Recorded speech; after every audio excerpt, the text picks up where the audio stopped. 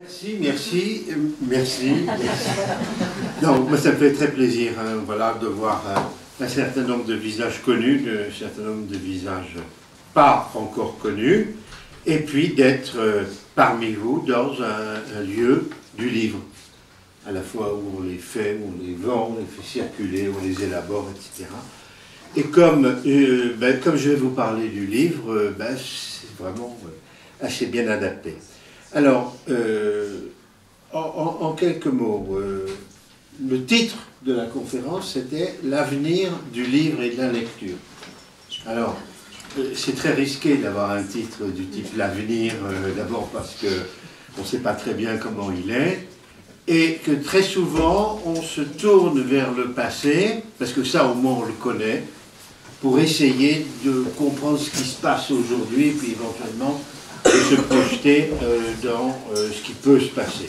Mais bon, le prophétisme est un genre dangereux à pratiquer, et je vais essayer d'éviter d'être trop dans le prophétisme, et tout simplement de me demander avec vous,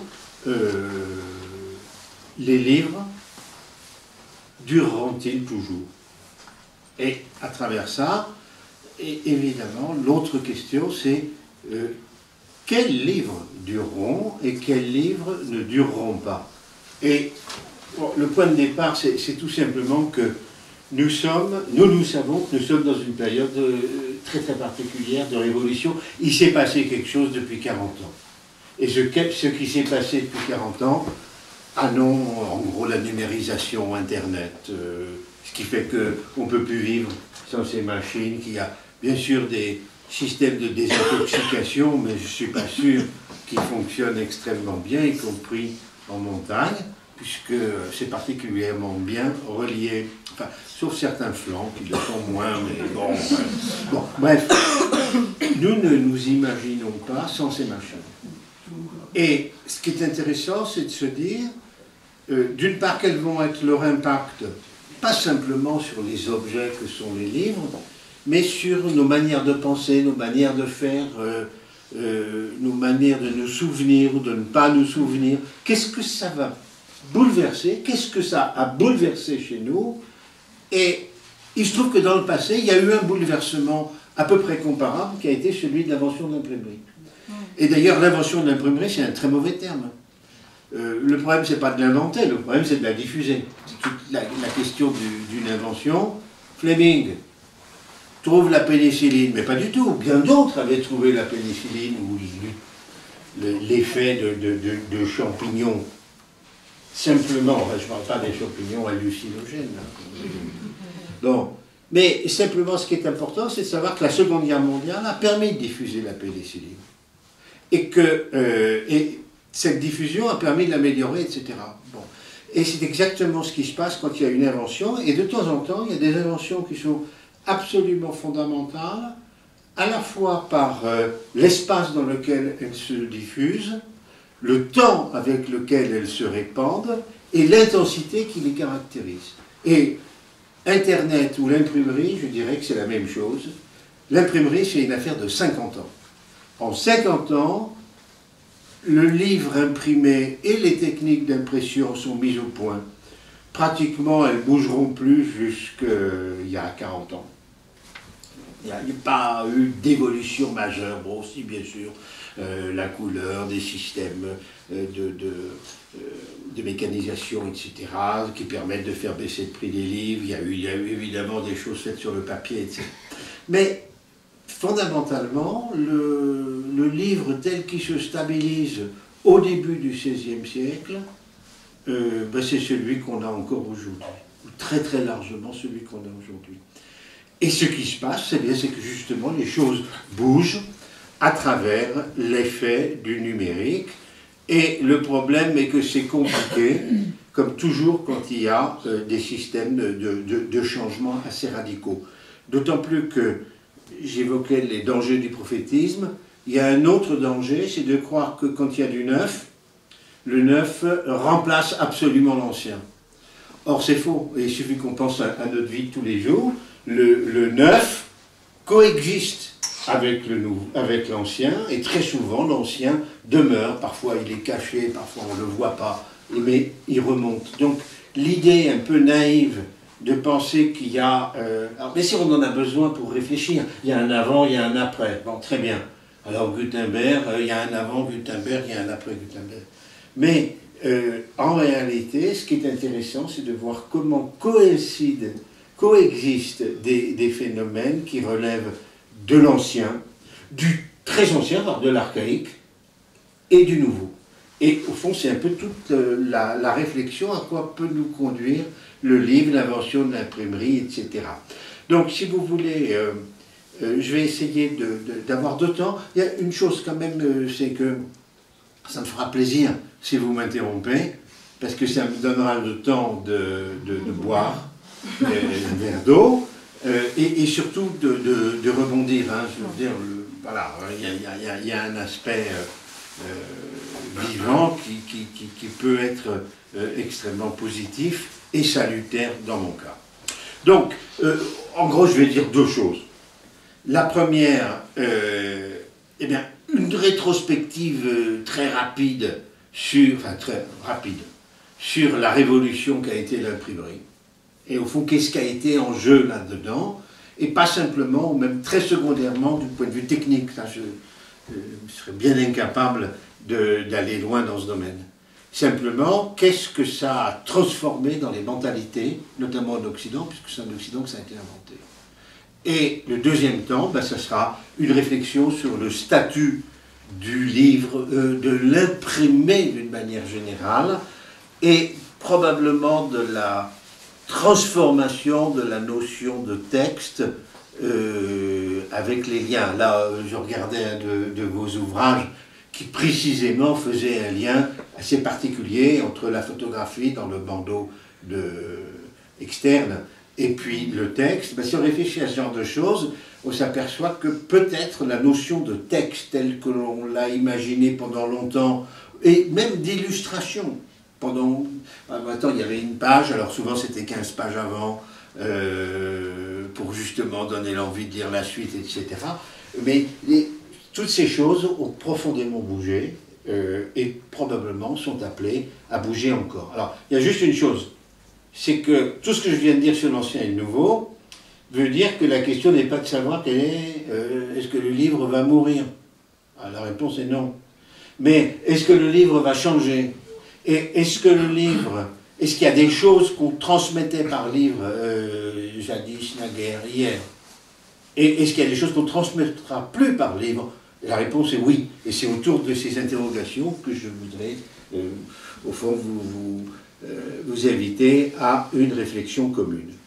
Alors, voilà. Sur l'imprimé, juste une chose, l'historiographie, la science historique du livre et de la lecture, le livre comme objet et la lecture par les sujets humains, etc., pensant, parlant, est quelque chose de très développé, particulièrement en France. Il y a depuis 60 ans maintenant, une extraordinaire école historiographique autour du livre. Il y en a aux États-Unis, il y en a en Angleterre, il y en a dans beaucoup d'autres endroits, mais il se trouve que l'historiographie française du livre est très bonne, très développée, donc voilà, c'est comme ça, hein, c'est une caractéristique, et au fond, quand on est... on n'a pas lieu de s'en plaindre, hein, il n'y a aucune raison et de cacher ce fait. Or, si on réfléchit, mais enfin, il y a énormément d'Américains, d'Anglais, d'Allemands, d'Italiens qui ont travaillé sur ces questions. Il y a donc une historiographie excellente sur l'histoire du livre et sur l'histoire de l'imprimé. Et je n'aurais pas du tout la prétention de la reprendre, simplement juste quelques faits. Pour que le livre existe, il faut que le cahier existe. Ça, je crois que c'est le premier point qu'il faut qu'on ait en tête. Le cahier, c'est-à-dire des feuilles pliées et cousues. Alors elles peuvent être cousues, ensuite elles seront collées, on peut imaginer tout ce qu'on veut, mais si vous n'avez pas de cahier, vous ne pouvez pas avoir de livre. Or, le cahier et les différents cahiers reliés, collés, solidarisés entre eux, c'est une affaire qui n'est pas de tout temps. C'est-à-dire que l'invention du cahier, alors là encore sur l'invention, excusez-moi, c'est toujours idiot, parce que rien n'est jamais inventé. C'est ce que j'essayais de dire tout à l'heure. C'est-à-dire que ce qui est inventé, c'est la systématisation, c'est la diffusion, etc. L'invention elle-même n'a pas un intérêt très grand, parce qu'il y a des tas d'inventeurs géniaux qui n'ont jamais diffusé ce qu'ils ont trouvé. Donc, au fond, j'ai envie de dire, tant pis, ça ne nous concerne pas. Donc, le cahier, c'est un mode très particulier qui est loin d'avoir toujours existé, y compris dans l'Antiquité grecque et romaine.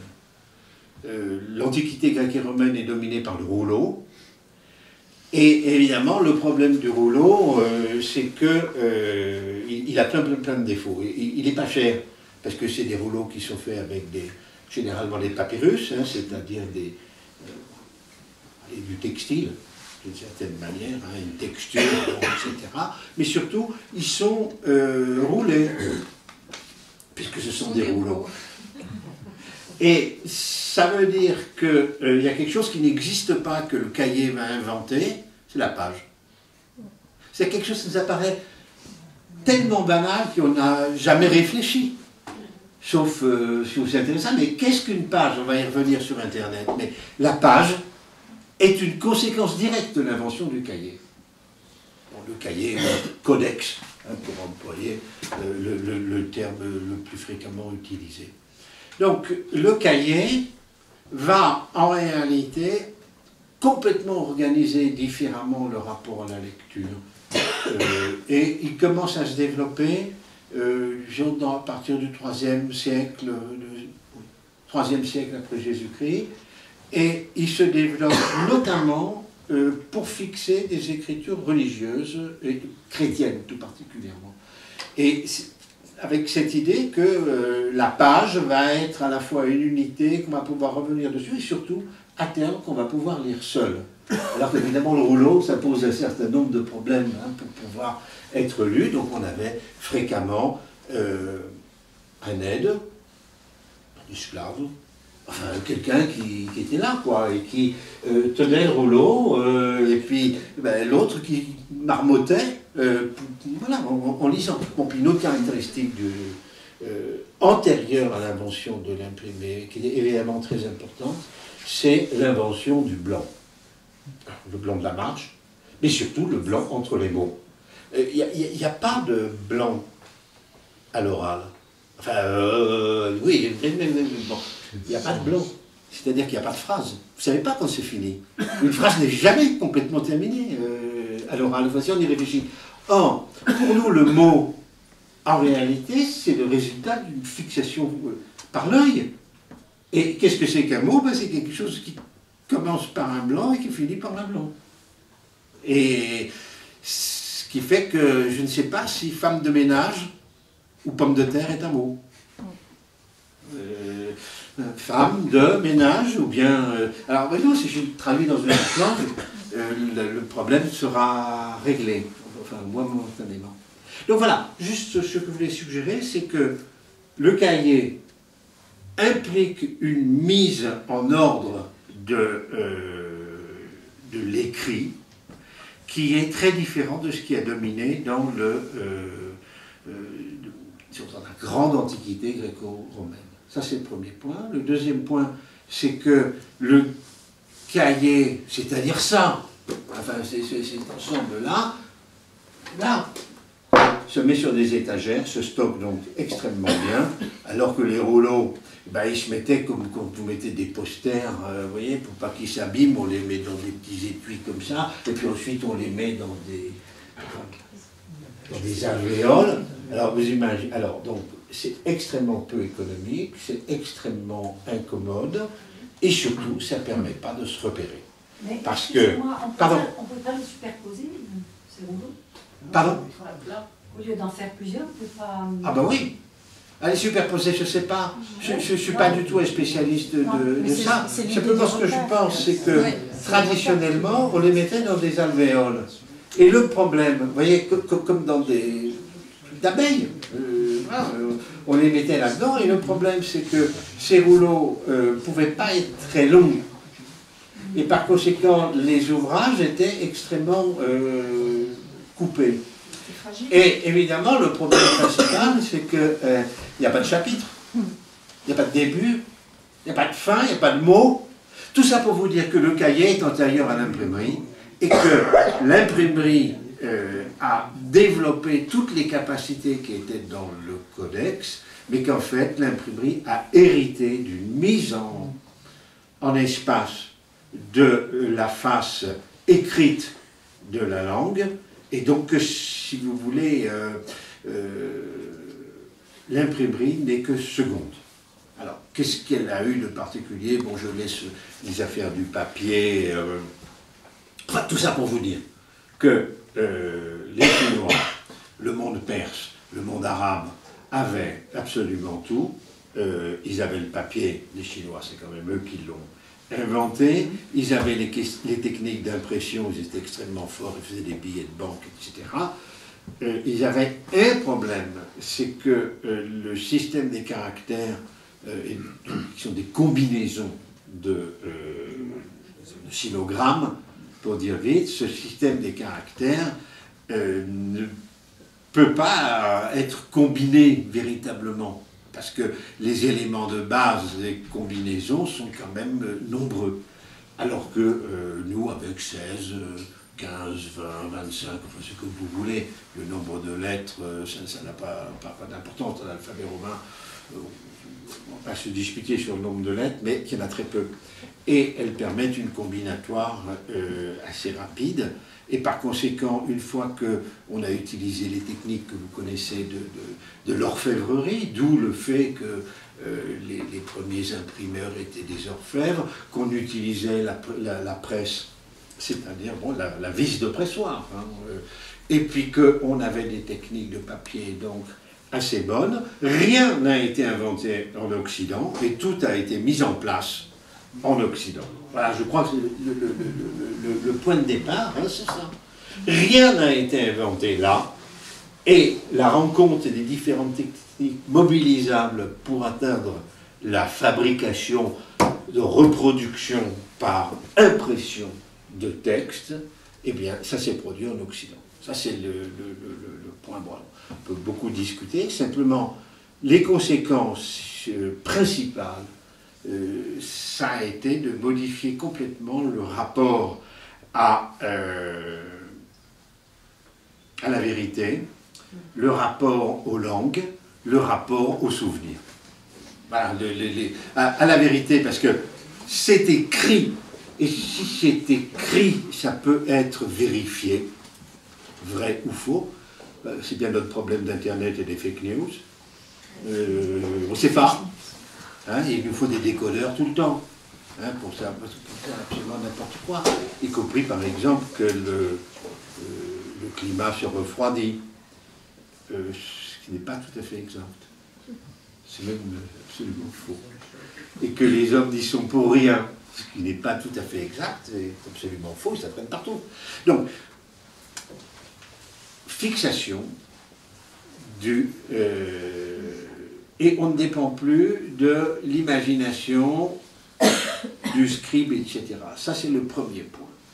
Le deuxième point, c'est que, donc, on est dans l'ordre de la vérification possible, et on a été très rapidement dans l'utilisation des langues locales pour l'écriture, pour l'impression. Et, si vous voulez, prenez les guerres de religion, mais ou l'humanisme, enfin tout ce qui se passe au XVIe siècle, en réalité, tout ça converge vers une utilisation de plus en plus fréquente des langues, comme on dit, vernaculaires, je veux dire le français, l'anglais, etc. Et ceci entraîne évidemment un changement de mentalité extrêmement profond, hein, et dans le rapport au savoir. Et on passe quand même d'un système où ce qui dominait, c'était quand même la parole à quelque chose dans lequel l'écrit devient vraiment important et peut être attesté. Voilà, si vous voulez, ce qu'on peut dire, mais surtout, le stockage se fait différemment. Ça, je crois que c'est vraiment très très important de savoir que, y compris quand on est dans un système de livres rares, enfin, livres rares, les 50 premières années de l'imprimerie, en Occident, on a produit 12 millions d'ouvrages. C'est pas absolument rien. Et au XVIe siècle, on a produit probablement 200 millions d'ouvrages. Et quand on a quelque chose qui quantitativement aussi important, ben forcément, ça a des conséquences au plan qualitatif. Je crois qu'il faut bien penser ça. Et d'une certaine manière, la mémoire se trouve transformée par le livre. Alors, les gens ont toujours peur de perdre, hein, puisque le grand fantasme de l'Antiquité, c'était que la bibliothèque d'Alexandrie d'Égypte avait brûlé, et qu'on avait eu des pertes irrémédiables. Bon, il y a eu des pertes, mais pas uniquement parce que les bibliothèques avaient brûlé. Et en réalité, à partir du moment où vous avez des livres, même si vous avez des périodes de barbarie où on brûle les livres, en réalité, il en reste toujours. C'est absolument impossible d'éradiquer les livres. On a beaucoup d'exemples, y compris sous les régimes totalitaires, très très très difficile d'interdire la circulation de l'imprimé. Et le dernier point, puis je m'arrête sur cet aspect-là, c'est qu'il ne faudrait pas croire que ces changements ne concernent, ceux que j'évoque par exemple au XVIe siècle, hein, ne concernent que les gens qui savent lire. L'écrit a des conséquences extrêmement importantes sur l'ensemble des populations, notamment, enfin là en l'occurrence si vous voulez en Europe de l'Ouest, hein, parce que c'est quand même là où ça s'est inventé et d'abord diffusé. Tout simplement parce que on peut lire à haute voix, et ce qu'on va lire à haute voix, évidemment, sera le texte qui aura été imprimé et stabilisé. J'insiste beaucoup sur cette notion de stabilisation. Le deuxième élément, c'est que l'imprimé n'est pas que l'écrit. Et on ne peut pas comprendre, je vais évoquer les guerres de religion comme phénomène majeur, mais disons, on ne peut pas comprendre le XVIe et XVIIe siècle, ni même l'exercice du pouvoir dans ces sociétés, si on perd de vue que l'illustration, bon, ce qui se fait assez bien quand même, parce qu'avec le bois, on arrive, alors bon, il s'abîme très vite, hein, mais les techniques qu'on avait à l'époque ont permis toute la diffusion de la propagande, religieuse notamment, mais également politique, et d'une certaine manière, faire circuler les images a été quelque chose d'extrêmement important en Occident. Donc l'imprimerie, là encore, ne voyons pas que le livre, voilà, et les feuilles qu'on tourne, essayons d'avoir une vision un peu plus large, et sachons que, en réalité, même dans des pays où le degré de lecturisation, pour parler comme ça, de la population est bas, le fait qu'il y ait des lecteurs et que ces lecteurs soient eux-mêmes capables de diffuser ou de rendre compte plus ou moins de ce qu'ils ont lu, innerve profondément les sociétés. Bon. Et puis, il y a des pays qui ont, pour des raisons religieuses, eu un système très précoce de diffusion de la lecture. Enfin, je pense à la Suède en particulier, mais pensez simplement à la France à la veille de la Révolution de 89. Un homme sur deux a un rapport avec l'écrit, une femme sur trois, et en 1900, allez, les femmes ont rattrapé les hommes et tout le monde a un rapport avec l'écrit. Mais le rapport avec l'écrit, c'est... Alors, le rapport, si tu veux, c'est que... c'est bien ça le problème, c'est quels écrits. Et très très souvent, le rapport avec l'écrit, ça peut être pour les artisans le livre de compte, etc. Mais ça, c'est un rapport direct, c'est-à-dire qu'il manipule l'objet en lui-même. C'est Ouais. pas par un intermédiaire qui s'élit, qui transmet une connaissance. C'est Oui, ça, mais c'est quel est si le tu veux, le rapport problème, exact. c'est que un écrit n'égale pas un écrit. Et évidemment, ce qu'on appelle les bons lecteurs, ben, c'est des gars qui peuvent lire des tas de types de livres.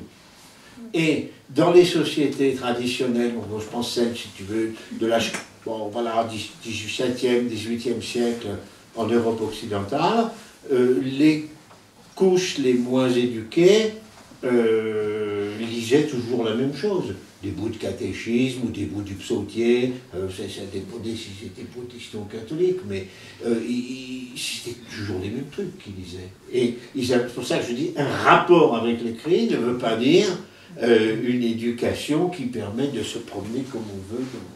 Alors voilà, j'ai fini sur la première partie. Je vais me passer. Et je vais essayer d'aborder le présent et les ébranlements, si vous voulez, tout simplement, auxquels on fait face. Oui, il me reste un quart d'heure. Non, mais on n'est pas à la minute. Hein. Ah.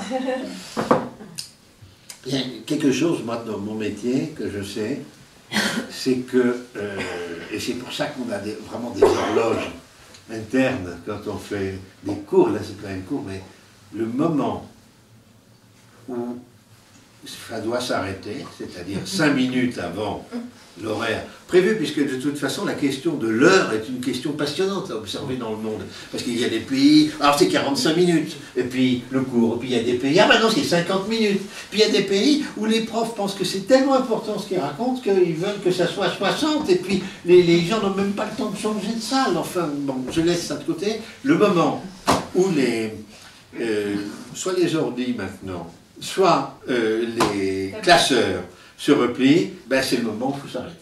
Mais là, ils sont ni ordi ni classeurs. Mais non, Alors, voilà, on c'est a ça. pas d'indice. Bon, et en plus, bon, vous êtes très bien installés, mais pas merveilleusement. Il ne s'agit pas du tout d'une critique à l'égard de nos hôtes, voilà, qu'on va remercier. Bon, alors, bon, voilà. Maintenant, sur les 30 ou 40 dernières années, bon, ben voilà, l'avenir du livre. Et il y a plein de conjectures qu'on a faites récemment qui n'ont pas marché. Parmi celles-ci, personne n'avait imaginé que les ordinateurs portables seraient en régression. Et que ça marche plus très bien. Et que ce qui marche vraiment bien, c'est ça, mais avec un écran encore un peu plus grand. C'est-à-dire que nous n'avions pas prévu, d'une certaine manière, ce qui se passe actuellement. Et oui, ça ne marche pas, hein, les tablettes, leur chiffre d'affaires n'est pas aussi excellent que celui des... Smartphone. Oui, mais tu vois, avec un écran un peu grand. Bon, je laisse ça de côté.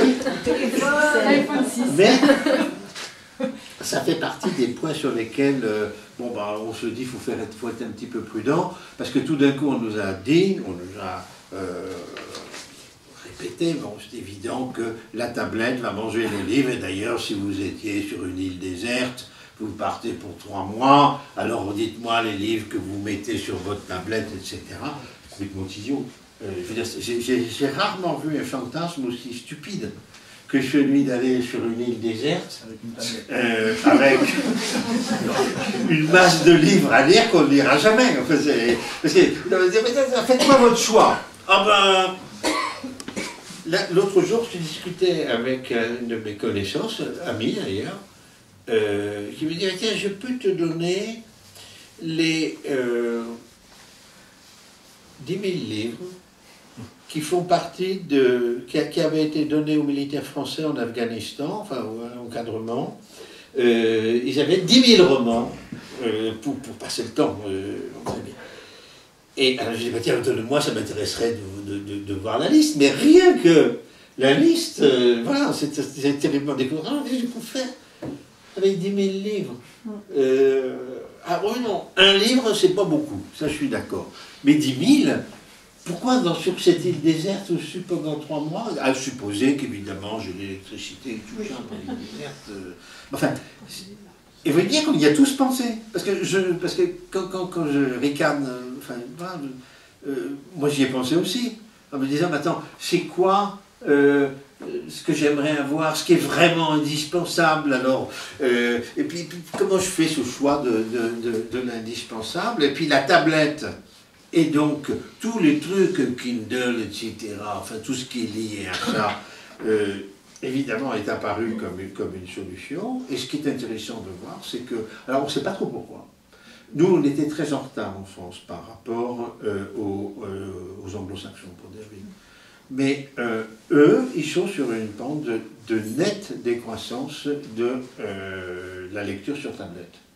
Donc la question est de savoir tout simplement si c'est une tendance, si c'est simplement un effet de mode qui est passé, ou s'il y a des choses plus compliquées qui seraient en jeu et qui laisseraient d'ailleurs de la place au livre. Donc, si vous voulez, ça fait partie du type de réflexion qu'on est conduit à avoir, et finalement être très modeste dès qu'on touche au pronostic. Déjà, le diagnostic, c'est pas simple, mais la prognose, bon, on ne sait pas bien. Il y a par exemple une chose, on sait très bien que les dictionnaires, c'est fini.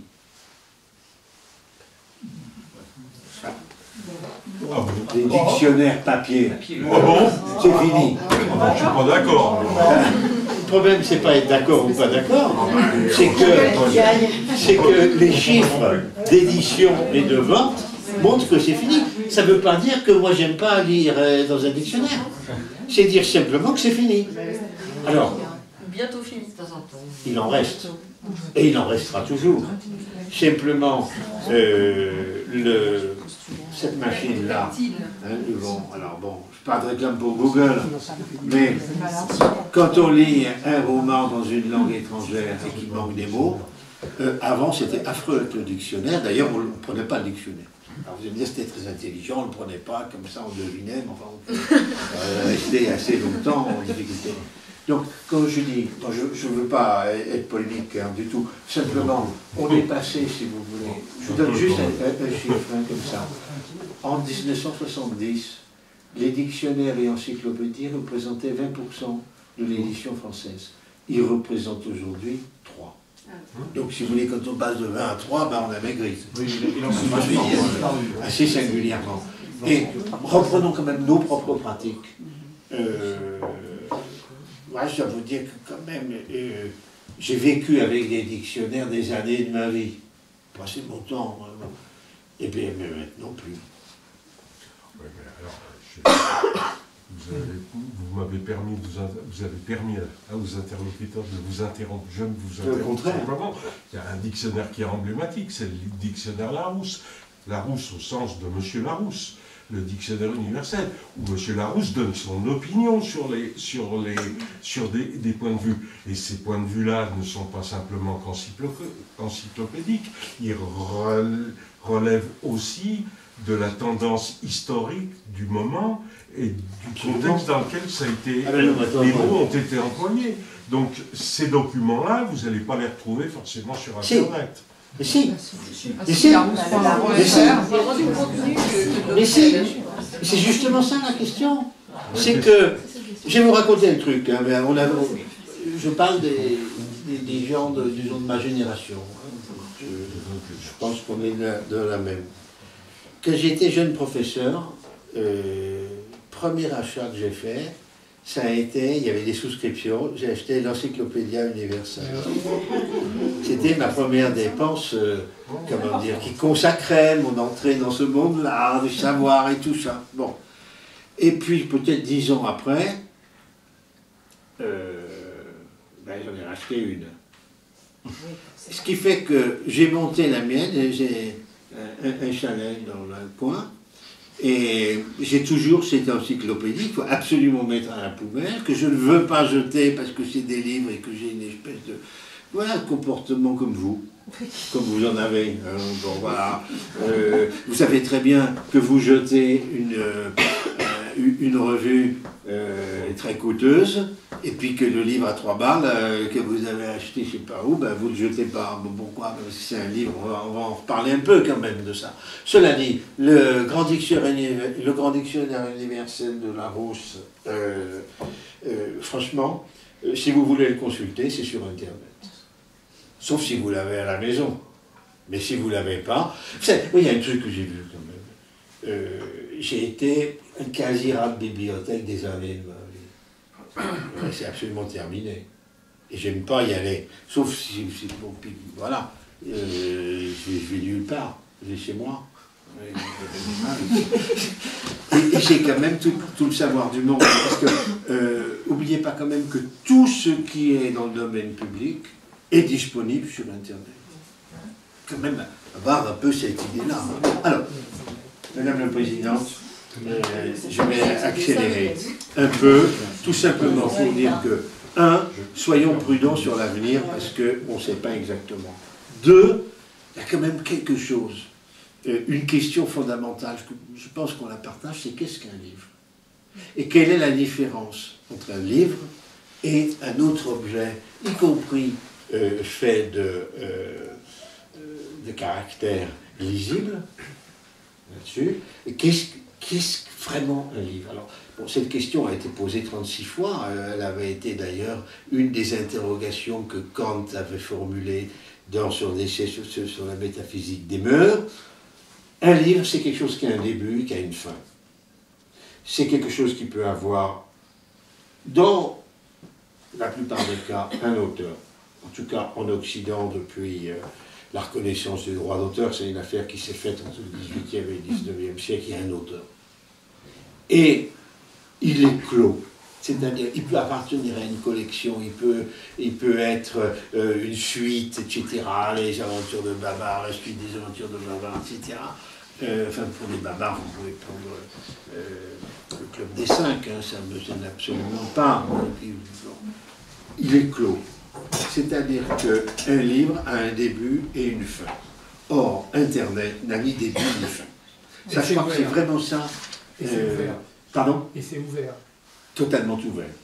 Non seulement c'est ouvert, mais ça n'a pas cette caractéristique du livre que j'évoquais tout à l'heure, de pouvoir être vérifié. Pardon? Excusez-moi, je voudrais juste ajouter une petit quelque chose à la définition du livre. J'ai essayé avec une tablette d'écraser une guêpe qui m'embêtait un jour dans le jardin.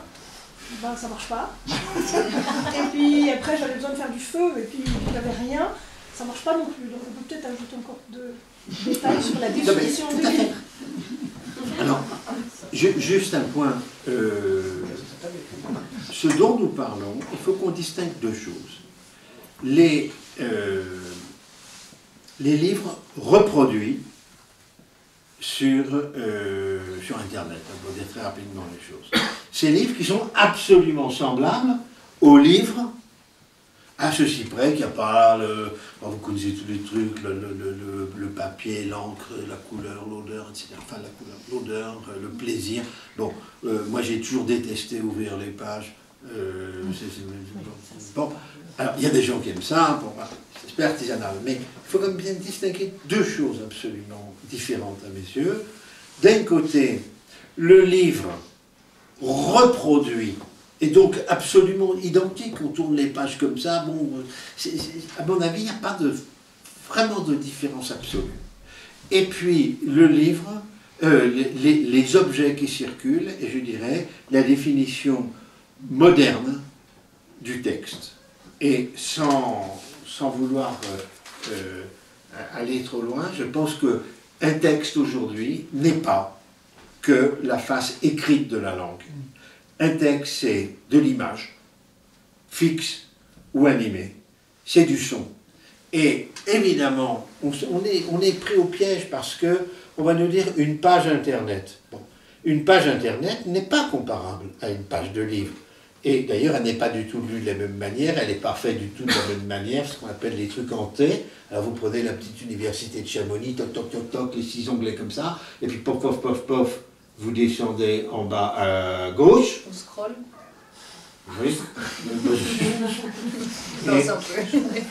Et lire une page, appeler ça une page, c'est une métaphore un peu hardie. C'est pas juste, c'est pas une page, c'est autre chose. Simplement, je veux juste suggérer que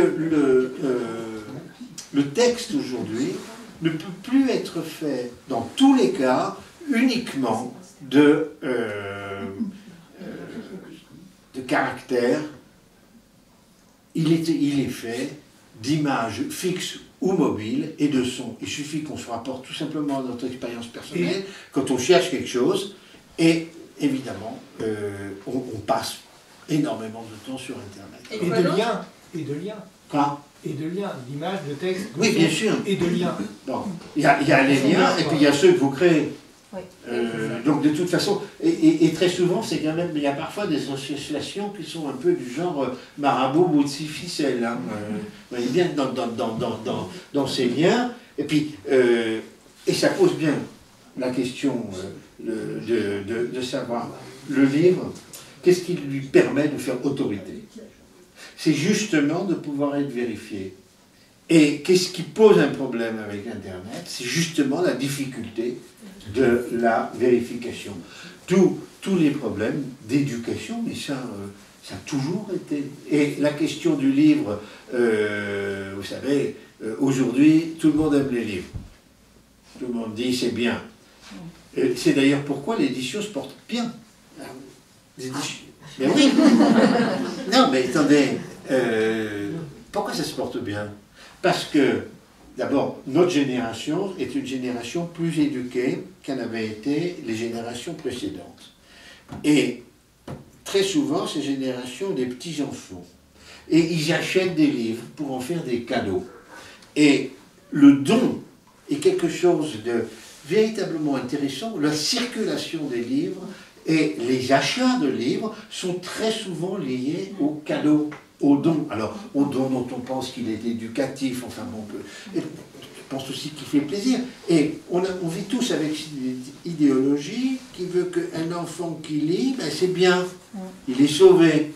Alors que pendant des années, on a dit, mais attendez, il y a tous les mauvais livres, je parlerai la prochaine fois des mauvais livres ici, il y a des livres qui conduisent à la dépravation. Donc, vous voyez bien qu'on a complètement changé.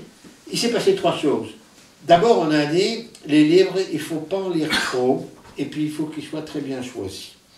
Et puis, ça c'est le 19e siècle, si vous voulez, et disons, la première partie du 20e siècle. Deuxième partie du 20e siècle, apparaît la télévision. On dit la télévision, c'est très grave. Et par conséquent, il faut qu'on lise sous... C'est bien, même les enfants qui vivent avec une lampe de poche sous les draps, ben voilà, c'est bien, on leur pardonne parce que ça va... Et puis maintenant, les écrans. Et les écrans, qui sont évidemment totalement individualisés, et qui posent des problèmes de contrôle multiples, hein, dont on ne peut pas le développer plus. Donc voilà, si vous voulez, ces questions qui nous conduisent à nous dire, dans l'imprimé, j'ai dit des méchancetés sur les dictionnaires, ben, les dictionnaires c'est fini. Dans l'imprimé, les journaux, c'est fini. Les journaux papier, c'est terminé. Et d'ailleurs, c'est pour ça que nous vivons une révolution. Est-ce que, je beaucoup parlé de mon expérience personnelle, mais on est nombreux à avoir eu la même. Moi, ma vie était quand même très ponctuée par la parution du Monde. Et quand j'étais à Paris, ben, c'était début d'après-midi. Et puis, hors de Paris, ben, c'était le lendemain. Hein. Donc, cette question du décalage. Le journal, il était fermé, un peu comme le livre, hein, il y avait un début et une fin, etc. Et il était journalier. Il pouvait être hebdomadaire, etc. C'est absolument terminé. Là, aujourd'hui, la matinale du Monde, je l'ai à 7h le matin. Mais, vous avez bien que le problème, c'est qu'il y a d'une part les articles d'hier, et puis d'autre part les articles de demain, qui sont dans la matinale du Monde. Je prends cet exemple-là, mais on pourra en donner beaucoup d'autres. Donc, si vous voulez, quelles sont les valeurs du livre? Et ça va être ma conclusion sur quels éléments le livre est-il, à certains égards, irremplaçable. Tous les éléments sur lesquels il peut être remplacé, il sera remplacé. Et il est remplacé. Et quels sont les points sur lesquels il est irremplaçable. Alors, le premier élément à avoir en tête, c'est que finalement, le livre a peut-être pris trop de place à un moment donné, parce qu'il était tout seul. Il était en situation de monopole pour l'information, les connaissances, la circulation et la distraction, hein, parce que n'oublions quand même pas que l'objet des livres, c'est pas uniquement d'éduquer, c'est aussi pas mal de distraire. Parce que si c'était pas une source de plaisir, ça serait quand même assez ennuyeux. Même si le fait d'enseigner les choses les rend moins intéressantes, ça je suis assez d'accord. Quoi? Ou endoctriner aussi, au départ. Ben ouais. Alors, juste pour terminer, en 2 mots, quelles sont les valeurs véritablement irremplaçables du livre? Je pense qu'il y a des zones dans lesquelles le livre est plus fort que dans d'autres. Et ces zones, bah, c'est pas parce qu'on est ici, mais je vois bien qu'il y a toute une série de livres qui sont destinés aux dons, et ça, c'est absolument irremplaçable. C'est le Goncourt. Hein, un bon Goncourt, allez, c'est 250, un mauvais Goncourt, c'est 250 000 exemplaires, un bon, c'est 600 000 exemplaires, et les 250 000 de base, c'est tous les gendres qui offrent ça à leur belle-mère à Noël, enfin, au premier de l'an. C'est ça, hein, et la force du don est quelque chose de très important, et on ne peut pas donner un livre sur tablette. D'abord, c'est très très difficile à faire, et puis vous n'avez rien donné. Bon, ouais. Donc il y a quand même cet aspect du don qui, à mon avis, est extrêmement important. Et puis, il y a un certain nombre de textes qui se prêtent plus ou moins à l'impression. Et enfin, il y a que nous ne savons pas du tout, je terminerai juste sur cette interrogation, nous ne savons pas du tout ce qui va se passer dans la mixité entre le livre imprimé, qui soit sur tablette, mais enfin c'est la même chose, sur le livre qui ne bouge pas, et tout ce qui est flux, commentaires, etc. Il y a quelque chose qui est assez fascinant avec Internet, fascinant, ça peut faire peur aussi dans certains cas, c'est de voir le nombre de gens qui se rassemblent en communauté, groupement, etc., et qui ne cessent finalement de commenter les livres qu'ils ont lus, ou bien qui cherchent à les prolonger, qui cherchent à les imiter, qui ont des attitudes très souvent créatives, hein, donc je n'ai pas du tout d'aspect négatif là-dessus, et on voit très bien, si vous voulez, que on peut parfaitement avoir une coexistence entre le livre, je pense notamment aux livres romanesques de distraction, etc., et ces sites dans lesquels on dit qu'il y a plus de circulation égalitaire.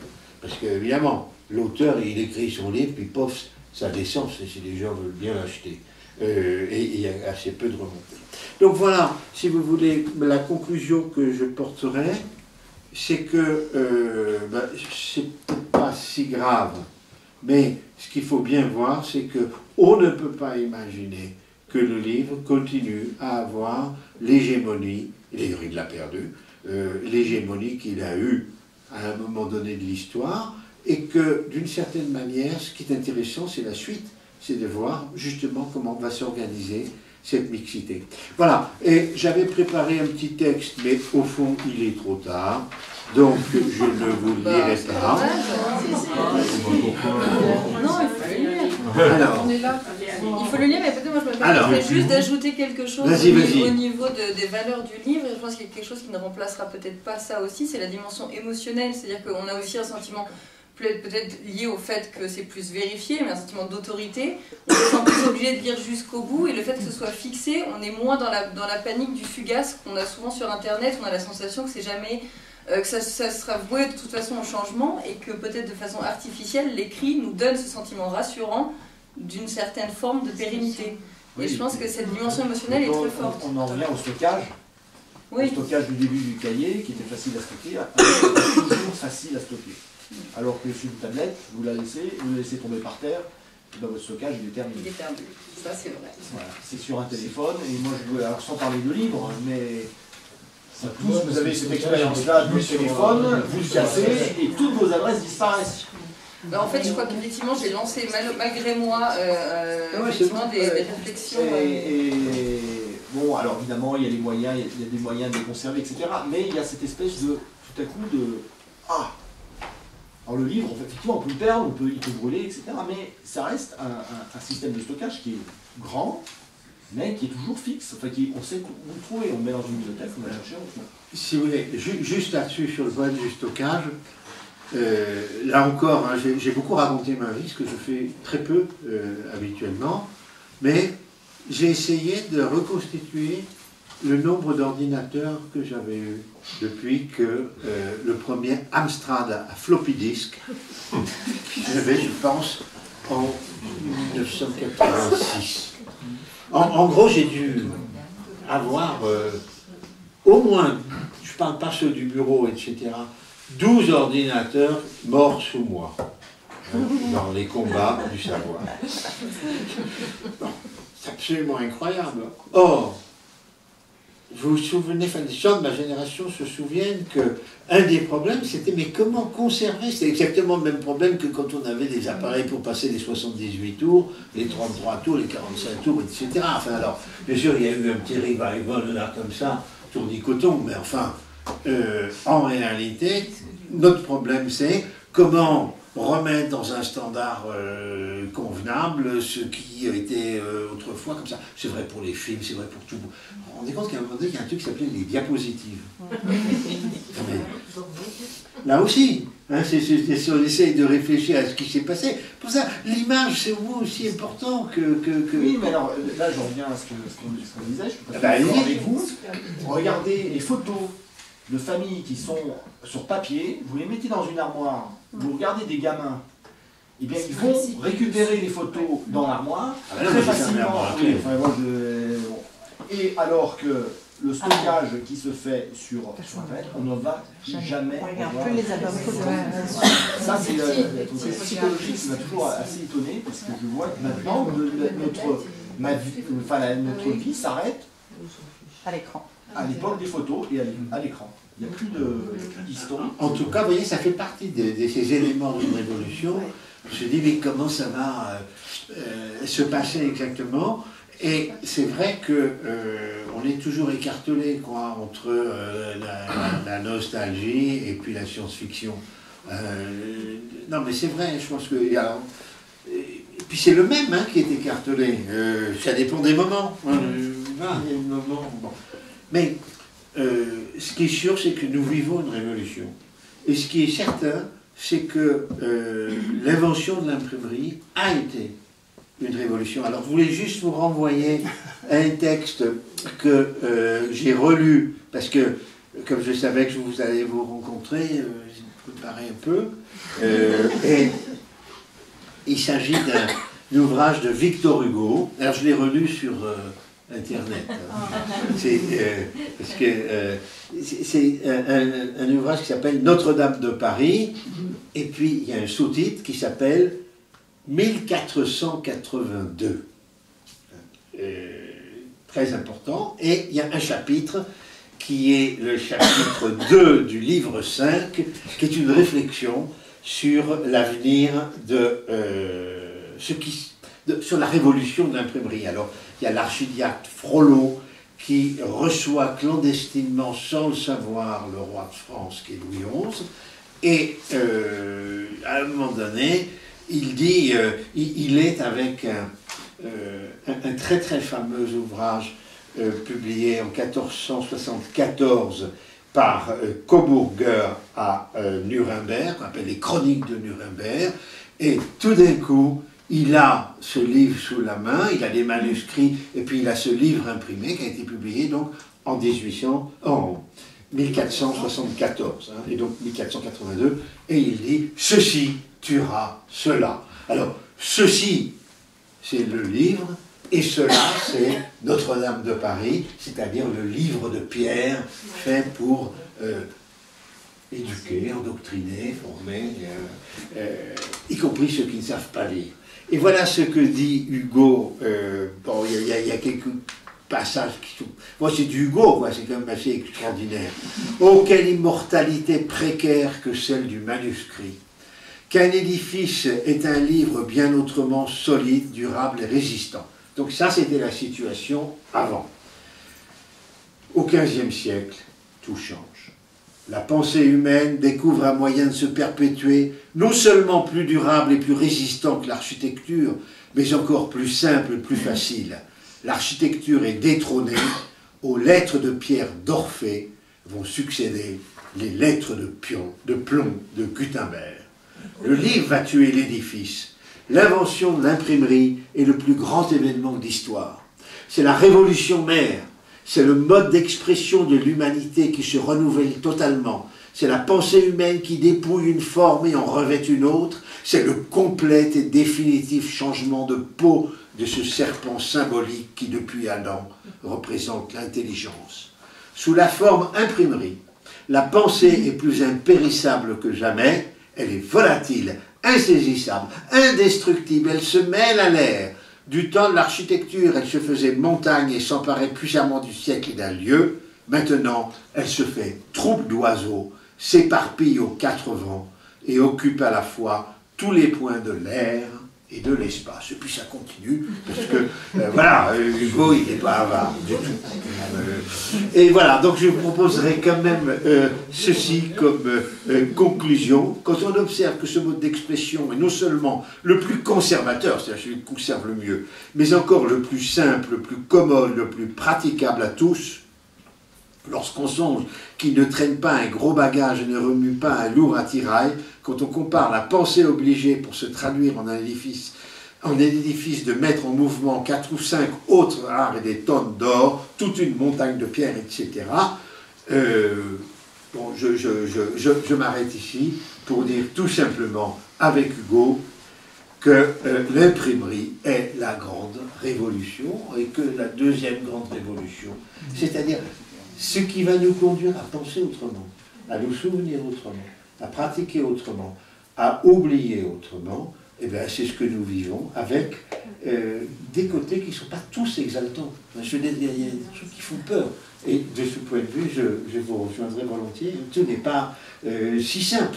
Hein, voilà, donc voilà, peut-être qu'on pourrait discuter, mais moi j'ai terminé. Tout à fait, mais merci beaucoup. Merci beaucoup.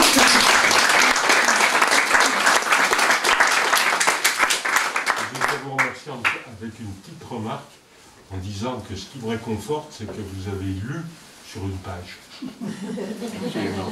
Alors que vous avez tous les attirails à côté qui auraient pu vous servir pour taper ou lire ce que vous avez lu ou commenter.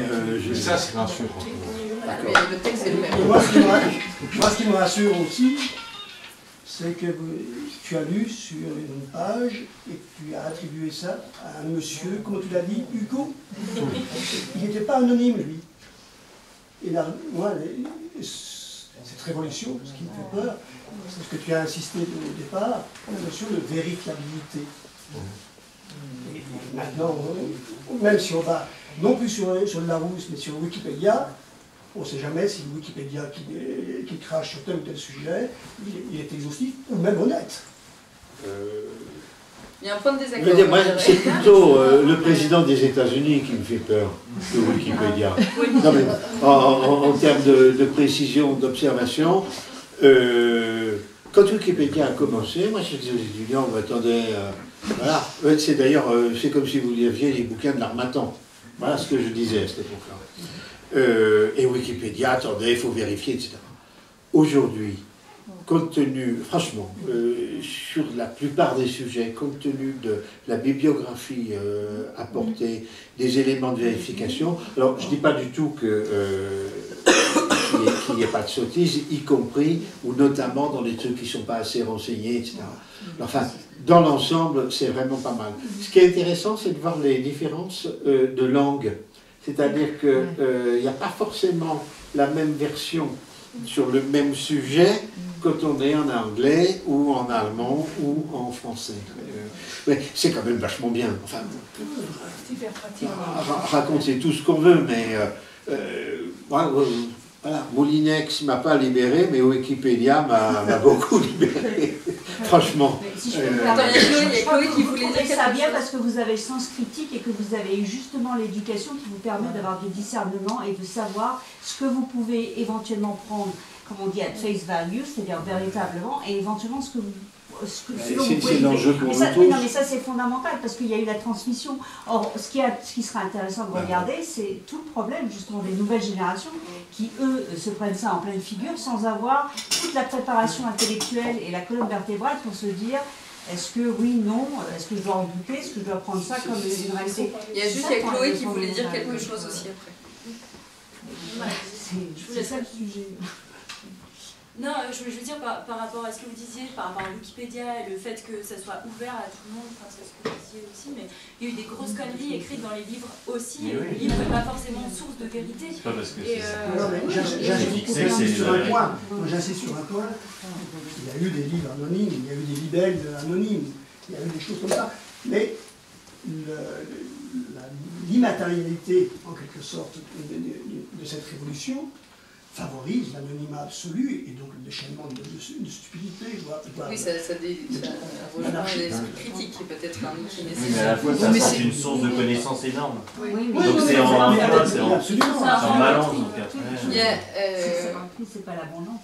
Mais du coup, l'esprit critique dont on a besoin pour justement filtrer les infos qu'on trouve sur Internet, on a aussi besoin de cet esprit critique-là pour filtrer les infos qu'on trouve dans les livres. Et presque plus, parce qu'il y a un sentiment d'autorité dans le livre qu'il y a moins sur Internet. Il y a justement la crédibilité qu'on octroie au support qui est le livre, elle est aussi dangereuse que la non-crédibilité. C'est-à-dire que je ne suis pas tout à fait d'accord avec vous, parce que dans le livre, alors déjà, je trouve que ce qui serait intéressant, c'est de dissocier le support et le contenu. Et de voir que justement les changements de support ont énormément influencé le contenu. C'est-à-dire que le contenu s'est modifié pour s'adapter au support.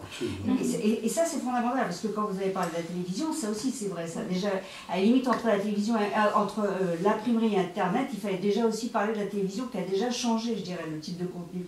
Et aujourd'hui, ce que vous voyez sur Internet, c'est qu'il y a une quantité d'informations que vous n'aviez pas, parce que qui avait la capacité de lire autant de livres et d'avoir accès à toutes les informations que maintenant en un clic, parce que justement, ce que vous disiez, marabout, bout de ficelle, c'est ça, c'est des liens qui n'ont absolument aucun intérêt, enfin, qui ont sauf si vous êtes un peu quand même cortiqué, que vous savez ce que vous cherchez et que vous savez quelle est la logique de votre raisonnement, enfin de ce que vous poursuivez derrière. Mais si vous êtes quelqu'un qui arrive et qui n'a pas justement toute cette éducation et tout ce terrain, vous pouvez passer d'un truc à l'autre sans comprendre quels sont les liens. Donc vous avez effectivement accès à une abondance d'informations d'un coup, mais est-ce qu'elle a un sens? Est-ce qu'elle fait sens?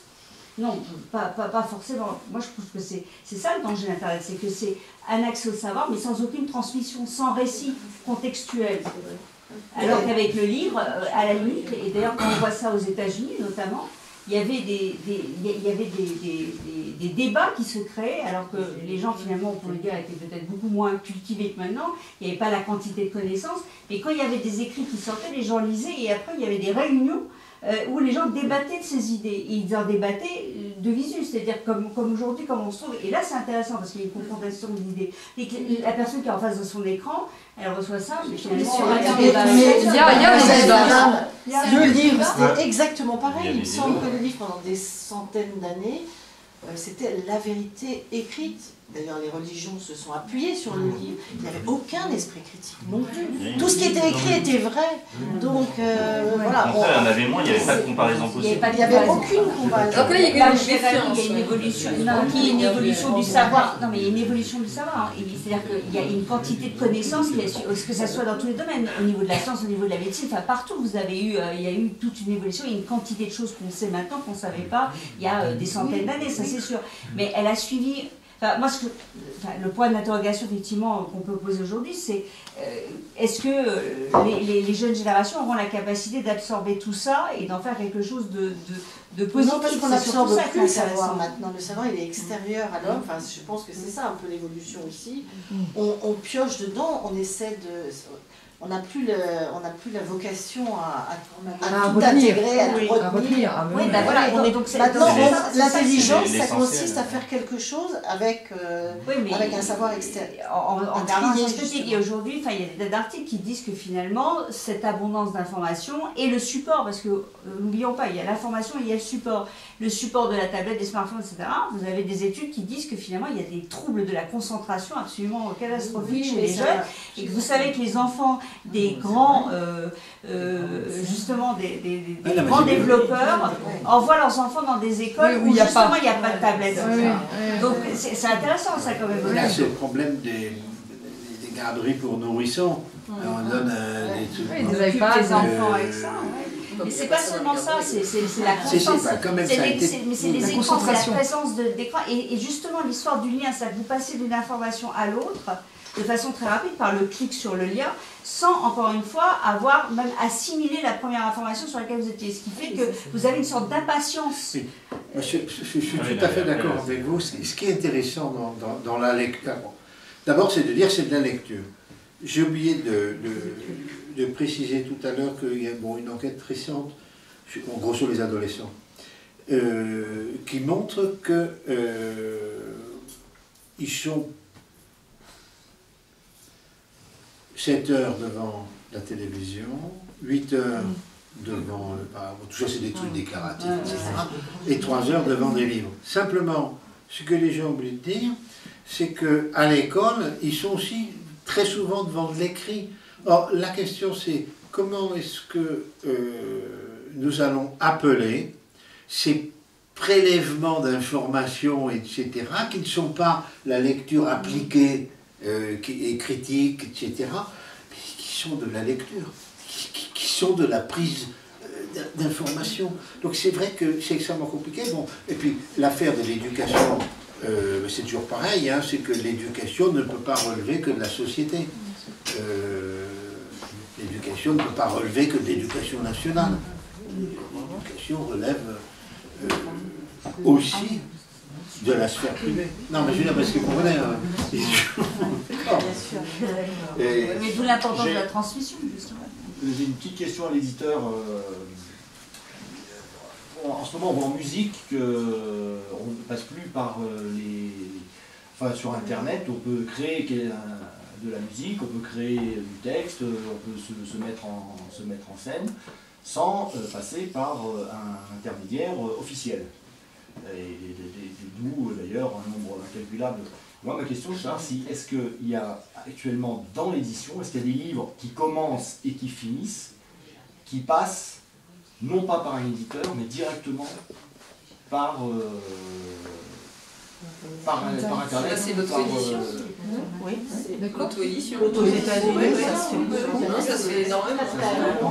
C'est vraiment très ça, c'est une évolution qui peut être très majeure. C'est-à-dire qu'en fait, là, on a vu que les faiseurs de disques, ils ont disparu parce qu'on est capable de se mettre en valeur et de faire un super score avec des je t'aime et des likes, etc. Devenir quelqu'un de connu sans passer par... Ah si, il viendrait même des maisons d'édition qui rachètent des succès d'auto-édition, et effectivement ceux qui sont... Il y a un site qui est pas mal, ça s'appelle le tiers-livre. C'est celui d'un écrivain qui s'appelle François Bon. Alors on peut penser ce qu'on veut, mais moi je trouve que c'est intéressant. Vous pourriez aller jeter un coup d'œil là-dessus. Donc il s'appelle le tiers-livre, et lui s'appelle François Bon, et il a écrit précisément beaucoup sur le livre à venir. Et donc toute la question c'est le rôle de filtre de l'éditeur, puisque c'est en grande partie quand même ça, enfin, si je peux dire ça comme ça, peut être sur Internet aussi. Hein, je veux dire, la question c'est toujours la même chose, c'est ouvert ou fermé. Et franchement, si les trucs sont totalement ouverts, on s'y perd. C'est bien ça le problème. Hein.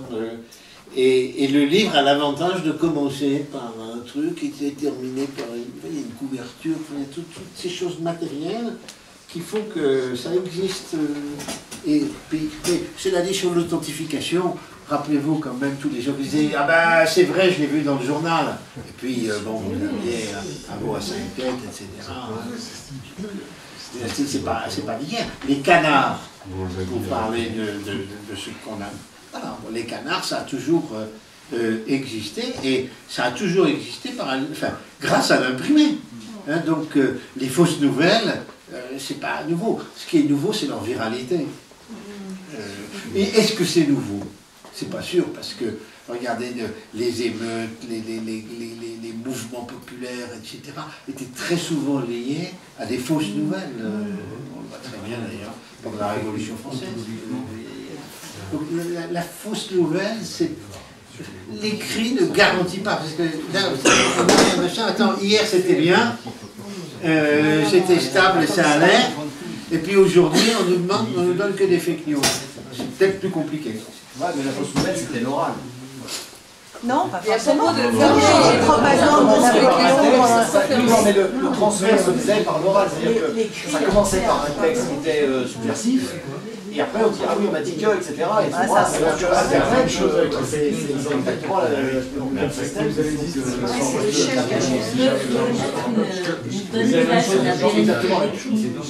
Attendez, il y a une nouvelle sur la pénibilité. Je pense que vous avez tous remarqué que France Culture édite une fois par mois une partie de ses émissions sélectionnées, ils appellent ça papier. Et oui, ça c'est très bien. Alors, qu'est-ce qu'on tirait comme conclusion? Non, mais moi, ce que je crois à la mixité. Ce que j'appelais la mixité ou l'hybridité, enfin les mélanges, je crois. Et je suis absolument convaincu que le journal d'aujourd'hui est aussi ce qui me donne quelque chose à voir. Moi, je ne regarde pas la télévision, mais je suis quand même tout le temps avec des écrans. Et on voit bien que, précisément, on a quitté le monde du tout écrit. Et pour revenir pour cette question de mixité, c'est plutôt une question de complémentarité. Et c'est une bonne nouvelle pour le livre parce que ça va plutôt tirer le livre vers le haut au niveau de la qualité. Il n'y aura que des choses de qualité qui mériteront d'être imprimées. On coupera moins d'arbres pour des pubs et des bouses. Et les bouses, elles sont plus Internet. Donc en fait, Internet se deviendra le filtre de l'écrit. Pas forcément, mais ça va être plus complémentaire. Une de ses fonctions peut-être. Et les livres vont gagner en qualité. Donc ça sert à ça. On va voir si c'est possible. Mais on trouve aussi que la mixité est bonne parce qu'on a connu le livre et Internet. Mais c'est vrai que la nouvelle génération, le livre est quand même moins utilisé. Dans les écoles, maintenant, on fait tout par Internet, on est avec son ordinateur, on suit les cours. À la fac, on voit tous les étudiants, ils sont tous avec leurs ordi. Donc nous, oui, la mixité, on trouve ça bien parce qu'on a connu cette mixité réellement. Les jeunes générations l'auront beaucoup moins. Mais peut-être le savoir technique par l'Internet et plus la distraction, le roman par l'écrit aussi, qui peut-être se lit beaucoup moins facilement sur Internet. Ouais. En tout cas, ce qui est sûr, c'est qu'on est quand même plus vérifié sur ce qu'on dit par les étudiants aujourd'hui qu'hier. C'est-à-dire que, et c'est d'ailleurs très bien, parce que plus on parle, plus on a de chance quand même de dire des trucs erronés. Donc, et c'est vrai qu'il y a un petit peu de checking qui se fait par les étudiants. Jean-Pierre, une dernière chose? Ben oui, parce qu'on a beaucoup parlé du livre, mais il y a le lecteur qui dirige un petit peu. Oui, alors ça, ce sera la prochaine conférence. Et ce que je voulais simplement dire, c'est que finalement, le livre, l'écrit papier, donne le plaisir de l'enquête par rapport au clic que évoquait Madame, très justement, qui était de passer très rapidement d'un texte à un autre, d'une recherche, qui est très facilité. Le fait de pouvoir se documenter, lire, donne une lenteur, une saveur à la démarche de l'enquête. Bon, moi, je suis d'accord avec vous, sauf sur un point. Oui. C'est qu'il y a quand même des tas de livres. Bon, moi, je peux vous dire, je lis la table des matières, la bibliographie, 2 chapitres. Et ma lecture professionnelle n'est pas une lecture qui commence à l'alpha pour se terminer à l'oméga. L'enquête, c'est aussi dire ce livre-là, il ne m'intéresse pas, ou chercher un mot à travers d'autres documents écrits. si vous voulez. C'est mon point de vue de vieille personne, en quelque sorte, de refus un petit peu de ce pharmacon qu'est Wikipédia. Voilà, je vous propose de terminer la dernière, et puis ensuite on va boire un coup, hein, je propose. J'ai apprécié que monsieur cite Victor Hugo, et il me semble qu'il dit précisément que la littérature tuera l'architecture. Vous avez dit ceci tuera cela. Il me semble qu'il dit et la littérature tuera l'architecture. Puisque l'architecture représentait sur les églises des livres de pierre, les gens ne savaient pas lire au Moyen-Âge. Donc ils voyaient le long des églises, je vois les images du jugement dernier par exemple. Voilà, il me semble qu'il dit cela, je vous laisse vérifier. Et au total, on s'aperçoit que l'architecture n'est pas détruite, mais qu'elle est transformée. De concrète, elle est devenue abstraite. Alors voilà, je ne sais pas, est-ce que peut-être aussi l'écriture se transformera ou ça fait partie de cette révolution En tout cas, le rapport au savoir se transforme. C'est sous nos yeux que ça bouge. C'est ça. Plus virtuel. Ce qui était abstrait, ce qui est devenu abstrait en architecture devient peut-être le virtuel, mais ne disparaît pas. Voilà. Ah, voilà. Mais ce qu'il dit en tout cas peut faire penser, on pourrait mettre Internet à la place de l'imprimer, parce que ça se rejoint aussi. Le côté volatile, un savoir qui se diffuse, je pense que c'est très proche. Bien sûr. En tout cas, merci beaucoup.